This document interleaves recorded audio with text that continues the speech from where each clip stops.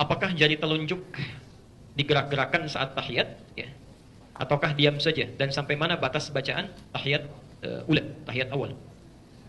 Baik. Apakah jari telunjuk digerak-gerakan saat tahiyat ataukah diam saja, dan sampai mana batas bacaan tahiyat awal? Hadis Muslim, riwayat Muslim, nomor hadis 913, nomor hadis 913. At-Tirmidzi, At-Tirmidzi, bukan Tirmidzi tapi At-Tirmidzi. Nomor hadis 296. Nomor hadis 296. Dari Abdullah bin Umar. Ya. Sudah? Pelan-pelan.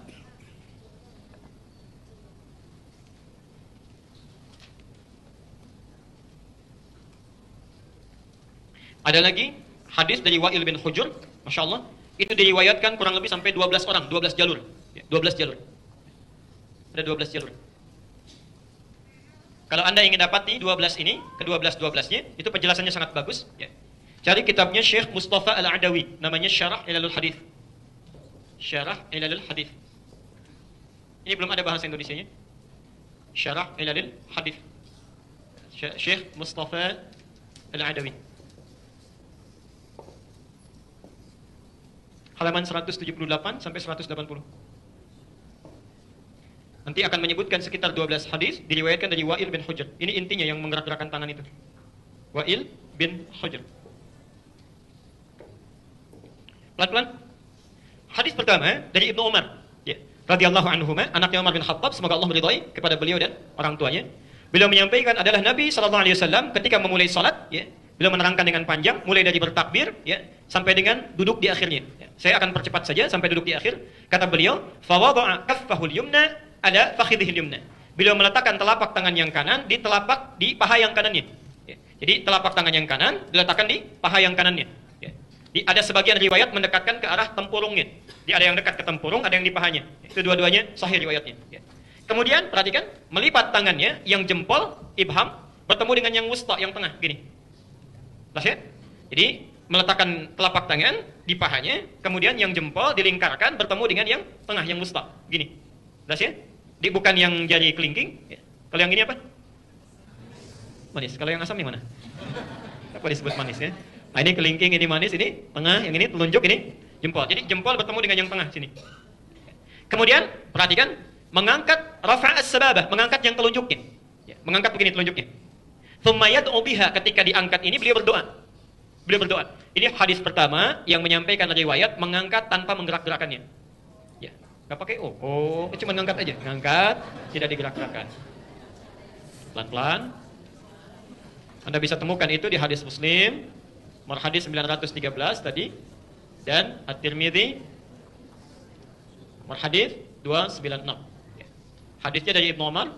Ya. Jadi mengangkat telunjuk tanpa menggerak-gerakannya, cuma diangkat begini, kemudian tanpa digerak-gerakan. Pelan-pelan, saya selesaikan dulu ini ya, supaya nanti tidak bertanya lagi. Menyikapi hadis ini, hadisnya sahih. Ya, hadisnya sahih. Menyikapi hadis ini, ulama kemudian berbeda pendapat dalam prakteknya. Berbeda pendapat dalam prakteknya. Imam Malik, beliau berpandangan, karena hadis yang mengatakan mengangkat telunjuknya saat tahiyat, meletakkan tangannya di pahanya, mengangkat kemudian jari yang telunjuknya, melipat jempol dengan jari tengahnya begini, diangkat, yad'u biha, kemudian beliau berdoa. Maka Imam Malik menyimpulkan mengangkat telunjuk saat tahiyat ini dimulai dari awal bacaan tahiyatnya. Ya. Jadi ketika Anda mengatakan at-tahiyatu lillah, ya, atau at-tahiyatul mubarakatuh salawatut thayyibat, itu ada. Ya, yang satu dari Abdullah bin Mas'ud, satu dari Abdullah bin Umar. Jadi ketika Anda mengatakan at-tahiyatu lillah, telunjuk diangkat begini. Ya. Jelas di sini? Ya, saya belum bicara kapan diturunkan ya, baru diangkat dulu saja. Nah. Kemudian kata Imam Abu Hanifah, karena petunjuk isyarat ini ketika diangkat jari telunjuk satu jari saja menunjuk pada kalimat tauhid, dan kebiasaan orang-orang Arab ini, Imam Abu Hanifah ini, beliau dalam penalaran itu sangat cerdas sekali. Sangat cerdas. Beliau punya keunggulan kalau membaca sesuatu itu bukan bersandar hanya pada dalil, tapi menafsirkan dalil pun lewat kaidah-kaidah bahasa, kultur dan logika. Itu Abu Hanifah, ya, Abu Hanifah. Pernah satu kali ada orang, Mbak, sombongnya luar biasa. Nantangin orang sekampung. Ya, menantang orang sekampung. Jadi ulama-ulamanya ditantang. Yang bisa, mana ulama di sini? Yang bisa jawab pertanyaan saya, itu orang hebat. Kata orang ini, Sekitar berkumpul ulama dan tidak ada satupun yang bisa jawab. Ya. Dia katakan, bagaimana itu Allah tidak adil dalam kehidupan? Coba, Allah menciptakan kita manusia, diminta untuk ibadah. Kalau kita salah, kita dihukum, itu wajar. Tapi kan yang paling tidak wajar, kita dihukum, karena kita dicipta dari tanah, dihukum pakai api, wajar sakit. Tapi kalau setan salah, dia dihukum, dia akan dicipta dari api. Disiksa dengan api juga. Ya, jadi dia disiksa dengan bahan penciptaannya, bagaimana bisa merasa sakit? Ya. Jadi kalau manusia dihukum, manusia terbuat dari apa? Tanah, dari mana tahunya? Al-Quran surah 15 ayat ke-28 ya. Setan dicipta dari apa? Dari mana tahunya? Satu ayat sebelumnya ya. Wal janna khalaqnahu min naris samum, khalaqnahu min qablu min naris samum. Dan jin kami ciptakan sebelumnya, sebelum manusia dari api yang sangat bergejolak ya. Loh, apa hubungan jin dengan setan? Ya, maaf. Setan itu asalnya iblis ya. Al-Baqarah ayat ke-34. Wa idz qulna lil malaikati isjudu li adama fasajadu illa iblis. Siapa iblis itu? Asalnya jin. Jin, dari mana taunya? Al-Kahfi ayat ke-50. Wa idz qulna lil malaikati isjudu li Adam fasajadu illa iblis kana minal jinni, adalah termasuk kalangan jin. Ketika dia menggoda Adam, disebut namanya dari iblis berubah jadi setan. Ya. Dari mana taunya? Al-Baqarah 36. Fa azallahuma syaitanu anha, disebut setan. Karena itu ketika disebutkan setan dalam konteks Quran, ada yang dikaitkan dengan jin. Dikaitkan dengan jin. Nah, kata orang ini, kalau jin sih enak, setan enak, dicipta dari api, dikembalikan ke api. Sama aja bohong. Pada saat itu nggak ada yang bisa jawab. Tiba-tiba datanglah seorang anak, maju ke depan, menyampaikan, saya bisa menjawabnya. Persis seperti anak itu begitu. Ya. Ya. Baik. Saya bisa menjawabnya. Masya Allah. Penasaran orang ini. Tapi tolong datang kemari. Tolong datang kemari. Ketika datang, itu tanpa bicara apapun langsung ditampar pipinya. Mana orang ini? Ya. Ini malah Tom tadi. Kenapa Anda tampar saya? Kata orang ini, anak kecil ini, loh, apa sakit sampai Anda marah? Loh, sakit katanya. Bagaimana Anda bisa merasakan sakit sementara pipi Anda dari kulit? Ya. Tangan saya pun dari kulit. Masa kulit dengan kulit terasa sakit? Maka diamlah orang itu, dibungkam dengan pernyataan anak kecil ini. Anak kecil inilah yang kemudian akan tumbuh, namanya Nu'man bin Bashir, bergelar Abu Hanifah. Abu Hanifah. Ya. Dan Abu Hanifah ini, mohon maaf Bapak Ibu sekalian, itu Masya Allah memiliki dua orang tua yang sangat saleh. Ya. Nanti di akhir, kalau masih ada waktu saya ceritakan. Dua orang saleh bertemu, melahirkan seorang anak yang sangat saleh juga. Ya. Nah, kata Imam Abu Hanifah, isyarat telunjuk saat diangkat ini sebagai isyarat penegasan akan keesaan Allah. Karena kebiasaan orang Arab kalau disebutkan Allah, Allah, Allah, itu suka mengangkat tangannya begini. Allah, Allah, Allah, mengangkat tangannya, terutama dalam syahadat. Ya, dalam syahadat. Karena itulah kata Abu Hanifah, ketika telunjuk ini diangkat, itu bukan dari awal pertamanya, tapi ketika mengucapkan asyhadu an la ilaha, diangkat begini. Ya. Dan ketika kalimat illallah sudah selesai, ditutup lagi. Selesai. Karena faidah mengangkat telunjuk ini hanya untuk mengikrarkan bahwa tiada Tuhan selain Allah. Lalu ditutup. Ya, pelan-pelan. Imam Ahmad bin Hanbal berpendapat. Kata Imam Ahmad, mengangkat telunjuk ini, itu dimulai bukan dari at-tahiyat, tapi dari mulai kalimat asyhadu an la ilaha illallah. Saya ulang, bukan dari kalimat pertama, begitu selesai kita bangkit dari sujud, at-tahiyat tahiyatu lillah. Ini belum diangkat, kata Imam Ahmad. Ya. Diangkatnya persis ketika mengucapkan asyhadu an la ilaha illallah, tapi tidak ditutup dulu. Dibiarkan terus sampai akhirnya. Kalau tahiyat yang pertama dibaca sampai dengan fil alamina innaka hamidum majid, kalau tahiyat yang terakhir dibaca tuntas sampai dengan salam. Jadi begitu assalamualaikum baru ditutup. Kata Imam Ahmad. Ya. Apa pandangan beliau? Ini bagus pandangannya, memadukan dalil-dalil yang ada. Kata Imam Ahmad, begitu tangan ini diangkat, kata Imam Ahmad, ya, itu menunjukkan kalimat syahadat, penunjuk itu, tapi di hadisnya kan disebutkan, dan Nabi berdoa dengan itu. Berdoa dengan itu. Jadi ketika diangkat, Nabi berdoa. Sedangkan lafaz doa itu dimulai setelah syahadat, bukan sebelum syahadat. Ya. Makanya ketika Anda berdoa, itu kan adabnya membaca salawat pada Nabi, kemudian berdoa kan? Maka orang-orang yang berdoa dalam tahiyatnya, bukankah dimulai setelah membaca syahadat? Asyhadu an la ilaha illallah wa asyhadu anna Muhammadar Rasulullah. Kemudian setelah itu apa? Allahumma shalli ala Muhammad wa ala ali Muhammad kama shallaita ala wa ala ali fil alamin innaka, itu kan doa. Itu kan doa. Maka kata Imam Ahmad, ketika Anda mengangkatnya dalam tahiyat, diangkat begini, jangan dulu ditutup kecuali sampai selesai fil alamin innaka hamidum majid. Dan di tahiyat terakhir diangkat baru kemudian ditutup kembali saat akan salam. Saat akan salam. Imam Malik mengangkat dari awal tadi yang pertama sampai terakhir. Ya, sampai terakhir. Diangkat begini sampai salam baru kemudian ditutup. Jelas sampai sini? Di sini ada tiga pendapat yang utama, Imam Malik, Imam Abu Hanifah, terakhir Imam Ahmad. Tapi ketiganya belum mengomentari apakah digerakkan atau tidak. Digerakkan atau tidak. Baru kemudian ada hadis yang datang, Masya Allah, sampai 12 matan. 12 redaksi. Disampaikan oleh Syekh Muhammad Mustafa Al-Adawi dalam kitab Syarah Al-Hadis, ya, halaman 178 sampai halaman 180. Semua 12 riwayat ini mengacu pada orang yang sama dari sini. Di kurang lebih ada 12 orang menerima riwayat dari Wa'il. Dari Wa'il. Ya. Di antara riwayat ini ada yang bernama Ziyadah bin Qudamah. Ziyadah bin Qudamah.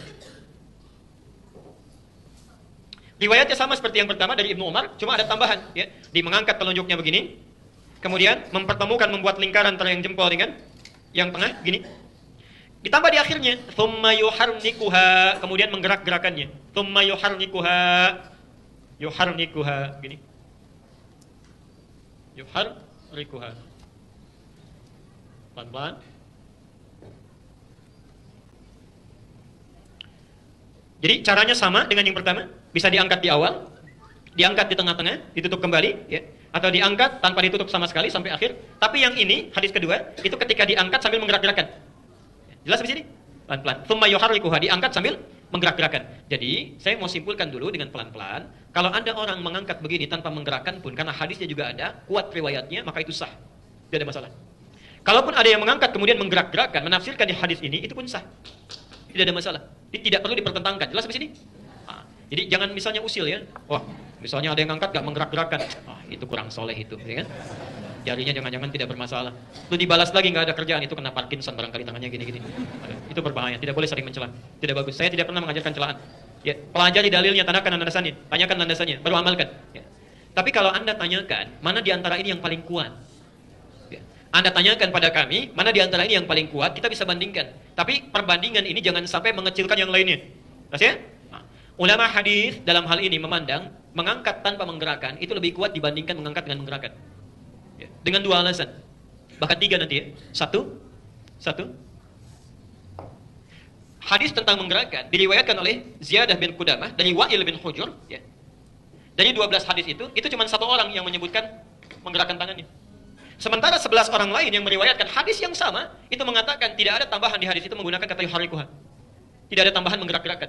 Di ada 12 orang meriwayatkan dari orang yang sama, 11 orang mengatakan enggak ada tambahan menggerak-gerakkan. Yang satu mengatakan digerak-gerakkan. Ya. Jadi kalau 11 berbanding dengan 1, kira-kira yang lebih kuat yang mana? Ah, maka dari itu kata para ulama, jika ada satu riwayat bertentangan dengan banyak yang thiqah, maka yang ini tinggalkan. Ditinggalkan itu maksudnya dianggap lemah dibanding dengan yang ini. Ya. Di antaranya ada Sufyan Ats-Tsauri yang 11 itu, ya. Ada Sufyan Ibnu Uyainah, ya. Ada Zuhair, ada Salam bin Sulaim, ya. Macam-macam. Jadi ada sekitar, ada Bishr bin Al-Mufaddal, ada 15 orang, ada 11 orang, maaf, ya. Dan semuanya ahli hadis, semuanya ahli hadis. Ini dari segi sanad. Tapi kalau Anda berbicara hadisnya sahih atau tidak, hadisnya sahih, ya. Sahih. Cuma bertentangan dengan 11 yang sahih lagi dari satu jalur yang sama. Nanti kita tafsirkan di akhir.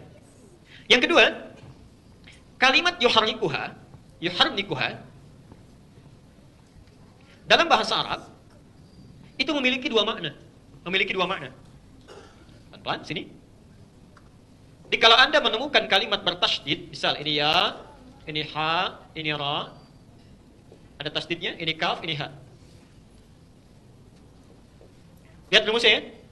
U a i u a. Ya, ada tasydidnya di sini. Yuharrikuha, yuharriku u a i a. Pelan-pelan. Makna yang pertama, itu artinya bergerak tanpa henti. Ya, banyak, gerakan yang banyak. Yang kedua, bisa berarti mengangkat, menggerakkan dan berhenti. Bergerak kemudian berhenti. Bergerak kemudian berhenti. Misal, mengangkat, kalau dipahami yang pertama, ini menggerak-gerakan, ya, dengan banyak tanpa henti, begini. Tapi kalau dipahami yang kedua, bergerak, berhenti. Jadi, ngangkat, tutup lagi. Jelas ya? Nah, dari mana taunya makna bergerak kemudian berhenti? Hadis Nabi SAW yang mengajarkan tentang takbir. Kalau takbir angkatnya bagaimana? Mengangkat setinggi? Dari mana tahunya? Hadis Al-Bukhari nomor hadis 737.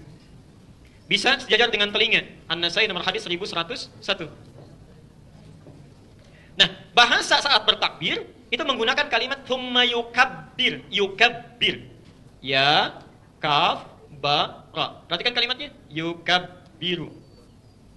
Di atas yuharriku. Di bawah yukabbiru. Dan dua-duanya dilakukan dalam sholat yang sama. Dalam sholat, ya, dalam ibadah yang sama. Lihat sini. Ini ada ya. Ada harakatnya apa? Ini ada ya. Harakatnya apa? Baik ya. Perhatikan sini. Ini huruf H. Harakatnya apa? Ini kaf. Harakatnya apa? Ini ra. Ada tasdidnya. Harakatnya I. Ini ba. Ada tasdidnya. Harakatnya I. Ini terakhir harakatnya Ini pun. Berarti sama rumusnya ya? Ditanya oleh ulama hadis, kenapa Anda saat membaca takbir menggunakan kalimat yukabbir tapi takbirnya nggak berulang-ulang? Nggak ada yang begini. Cuma begini, Allahu Akbar, selesai. Tidak pernah ditemukan orang sholat misalnya Allahu Akbar, nggak ada. Jadi begitu angkat Allahu Akbar. Kenapa Anda saat ini pertanyaan ya? Jadi kita juga tidak boleh mengecilkan. Kenapa Anda saat bertakbir menafsirkan dengan makna yang kedua? Jadi Allahu Akbar sekali angkat tutup. Tapi ketika tahiyat Anda menafsirkan dengan makna pertama, menggerak-gerakan. Ya. Nah ini dalam satu amalan ada dua kalimat yang rumusnya sama, tapi kenapa bisa beda menggunakannya? Ya. Kalaupun dijawab bolehlah tidak apa-apa karena Nabi menunjukkan itu. Sekarang kalimat sholat itu selalu jelas dalilnya, jelas contohnya. Saking jelasnya Nabi mengatakan, "Shallu kama ra'aitumuni." Dari mana taunya? Al-Bukhari nomor hadis 631. Baik. Perhatikan, kata Nabi, "Sholatlah Anda persis seperti melihat saya sholat." Berarti ketika Nabi sholat ada yang lihat kan? Ada yang lihat. Nah, melihatnya seseorang kepada Nabi itu mesti melihat contoh yang jelas, gerakan yang jelas, tidak ada keraguan di dalamnya, tidak membingungkan. Nah, kalaulah pernah ada orang melihat Nabi menggerakkan jemari telunjuknya saat tahiyat terakhir itu atau tahiyat yang pertama, pertanyaannya, bagaimana cara Nabi menggerakkannya? Apakah ke atas ke bawah? Apakah cepat? Ataukah lambat? Atau ke samping kanan ke samping kiri? Ya. Ada sementara orang membentuk kalimat Allah begini. Ya. Mana yang benar? Nah, kaidah usul fikih menyebutkan sesuatu yang jelas tanpa ditafsirkan itu lebih kuat dibandingkan dengan sesuatu yang mesti ada penafsiran. Jelas ya? Karena itu dalam hal ini ulama hadis memandang mengangkat telunjuk begini tanpa menggerakkan itu dipandang lebih kuat dari sisi matan dan sanadnya dibandingkan dengan yang menggerak-gerakan seperti ini. Nah, Syekh Mustafa Al-Adawi menyimpulkan barangkali yang dimaksud dengan hadis Ziyad ini bukan menggerak-gerakan tapi mengangkat menutup lagi seperti penafsiran Abu Hanifah tadi. Ya. Tapi yang paling indah kesimpulan terakhirnya itu semua kata beliau hanya pandangan dan penafsiran. Ya, tidak harus pendapat yang kita yakini sampai harus mengecilkan dan merendahkan pendapat orang lain yang memilih hal yang berbeda dengan kita. Ya, sepanjang ada dalilnya. Ya. Jelas di sini ya? Tapi mohon sebesar-besarnya jangan mencari alasan-alasan untuk membenarkan pendapat yang kita ambil pada hal yang tidak ada tuntunannya. Saya pernah dengar, Ustaz, menggerak-gerakan begini itu untuk musir setan katanya, supaya setannya nggak datang begini. Itu nggak ada hubungannya, ya. Tidak ada hubungannya. Baik. Jadi jangan bercanda dengan agama ya.